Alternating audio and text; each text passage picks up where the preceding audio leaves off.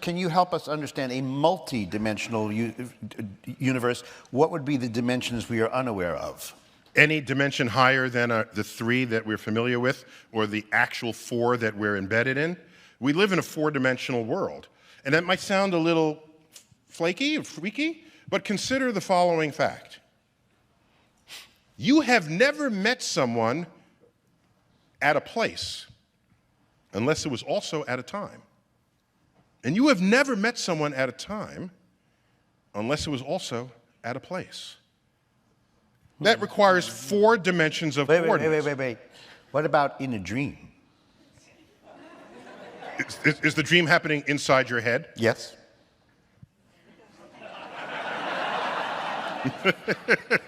I don't know when. So the only point is, we know intuitively that we need 4 dimensions to localize someone to meet up with them. Especially when, well, only 2 dimensions if you don't have tall buildings. You have tall buildings, you need the 3rd dimension.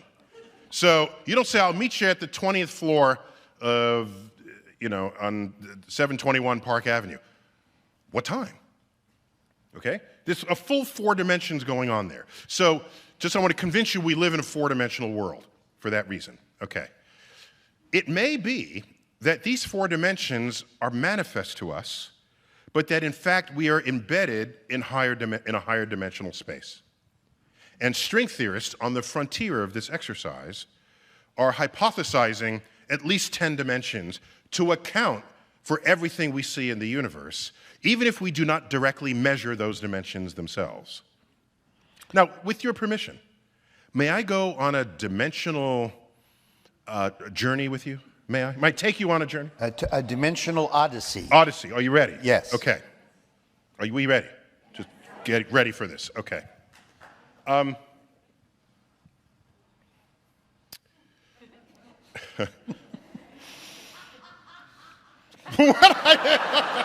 So, I'm at my desk, and the desk is a surface, okay? And I start putting pages down on the desk. I'm tiling them on the desk. And then I run out of room. I have exhausted the 2 dimensions of the surface of my desk. We have ways of accommodating this problem. And so we have page organizers that go upwards. So now when I don't have any more surface area of the desk, I can enter a 3rd dimension and put pages there. If you are an ant embedded in this 2-dimensional world of the surface of my desk, and you fill up the desk with these sheets of paper, the ant will say, there is no more room. And I say, yes, there is, watch me. And I take a piece of paper off the desk, put it in the page organizer, and according to the ant that's embedded in the 2 dimensions, that page disappeared. It disappeared into a dimension that ant does not have access to. What a brilliant invention this is. You can put practically an unlimited number of pages, far more pages above the desk than on the desk. So access to a 3rd dimension is an extraordinarily useful storage device for a 2-dimensional creature. Does the ant trust you that what it cannot see is nevertheless there? You have to then talk to it about this extra dimension. And then it will have to just trust you. Yes. Because watch what happens next. I now have my 3-dimensional room, and I'm filling it with boxes. Now I've run out of space to put the boxes. But now a 4-dimensional alien looks at us and says, I got this. Just move it into the 4th dimension. What are you talking about? And the alien comes in, reaches in, takes one of the boxes, and then the box disappears. Disappears. It went into a 4th dimension. And this was captured in the film Monsters, Inc. Did you guys see this film? These are monsters that work in a door factory, and they make these doors, and they open the door, and it is the door of a kid's bedroom or their closet. And they step through, and they're in the kid's closet. And then they scare the kid, because that's their job. They're monsters, okay? This doorway is a portal through the fourth dimension and then back to the third. So imagine a new storage system where you just go to Home Depot and buy a door. And that door is your portal to a fourth dimension. You open the door, put your boxes, close the door, and you look on the other side of the door, there's nothing there. So this is what's going on when you have access to higher dimensions. Wait. Don't you have to then talk to somebody? Because as far as you know, if you're a scientist and you need data, what you have is something that you had, it's gone, and now a voice says, I've got this. Yeah, if that data? If it's a voice from the fourth dimension, I'm going to listen to it. So does every dimension I'm not going to say, no, you're lying. If there's a voice coming out of the fourth dimension and makes one of my boxes disappear, I'm thinking it's got more power than I do and more knowledge of the space-time continuum. So I'm going with it. Now, does that mean that in order for a scientist to credit another dimension with real existence, it will need a testifier from beyond? So you need a dimension plus a dimension voice? A dimensionless voice. Yeah, that comes from another place. Now, there are things that happen in quantum physics that kind of defy our sensibilities. Like particles pop in and out of existence.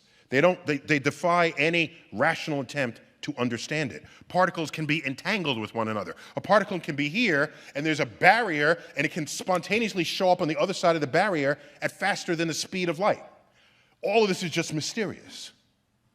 Let me ask you, suppose you have a sphere, and I live in a two-dimensional world, and you take this hollow sphere, so it's a shell, and you pass that sphere through my two-dimensional universe.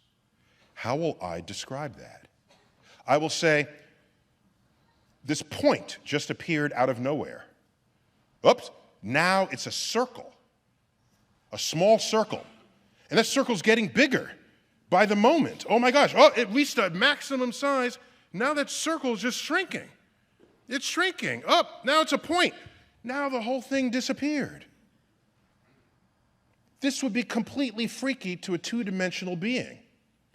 But it makes complete sense if you live in 3 dimensions and you pass a sphere through my universe. So, who is to say that some of the mysterious things we are describing accurately, but don't otherwise make sense in a higher dimension? And these are just the manifestations of higher dimensional phenomena in our world. And that's an aspect of what these higher dimensional physicists are trying to establish. At this point... Now I want to totally blow their minds, if I can. Oh, sure. If I may. But you got to stay with me on this, okay? We're all Upper East Siders, so you got this. You ready? Okay. These are not all Upper East Side. There are suspiciously un-Upper East Side people littering the room. Okay. But you got to stay with me, okay? A point has no dimensions. There's no height, width, depth, so it has 0 dimensions. A line has 1 dimension, length, okay? A square has 2 dimensions, sort of height and width. A cube has 3 dimensions, height, width, depth. We got this. Now follow me. A line is 1-dimensional, but it's bounded by 2 0-dimensional things. Those are the points. 1 dimension bounded by 2 0-dimensional points. A square is 2 dimensions bounded by 4 1-dimensional sides. A cube is 3 dimensions bounded by 6 two-dimensional sides.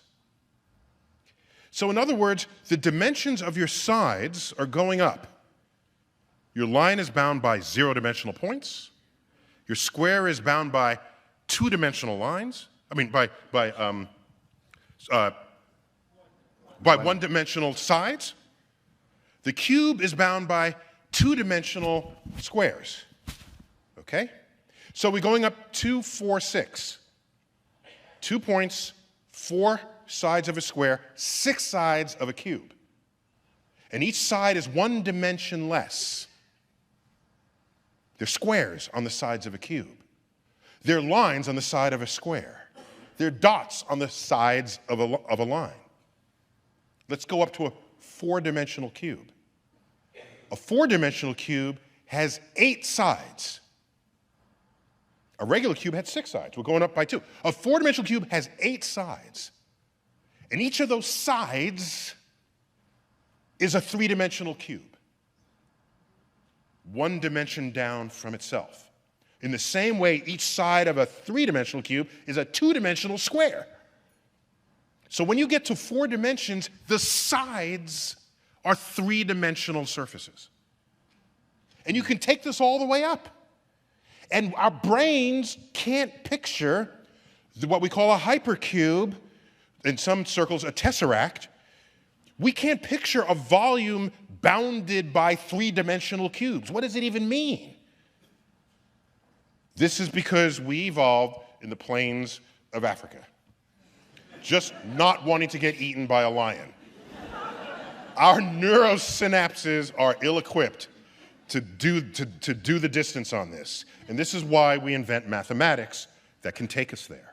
Well, the mathematics can help us imagine it, but if we want to credit it with reality, then you have to design an experiment that somehow touches your own world. Yes, yes. So you can invent something that you can't see if it has testable consequences in ways that you can see.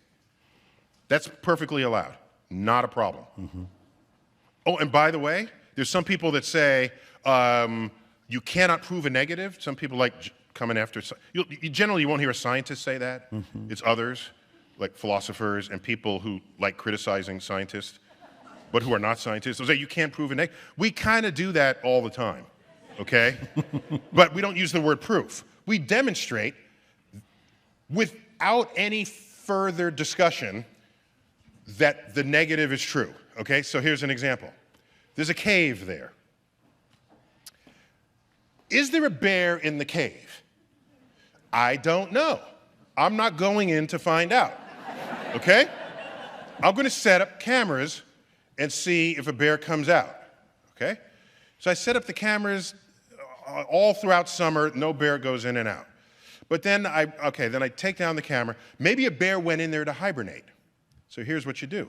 You set up powder outside of the cave, something that will record a footprint.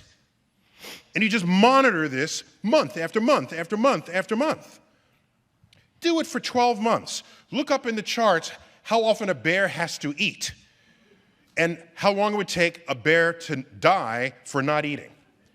If the period of time you waited is long enough so that there are no footprints, you conclude that there is no bear in that cave. I just demonstrated a negative sufficient enough for me to no longer pose that question and go on to another problem. But if you are so distracted that it's not a formal proof of a negative, then you could just keep sitting there wondering while the rest of us decode the nature of the universe. We have, for the last bear in the cave, but I guess let's see. Oh, by the way, maybe the cave is not a closed cave. It might have a rear door. It may have a back door. Yeah. Okay, that's possible. I suppose that's possible. So then the assumption that there's no bear in the cave would be wrong. But Or the cave could have a cave, and that cave could have another cave. You see, there's just so much to worry about. Right, and so you will sit there, arrested by your own capacity to doubt an experimental reality. Yes. While, like I said, the rest of us go and keep making discoveries. Well, we yes.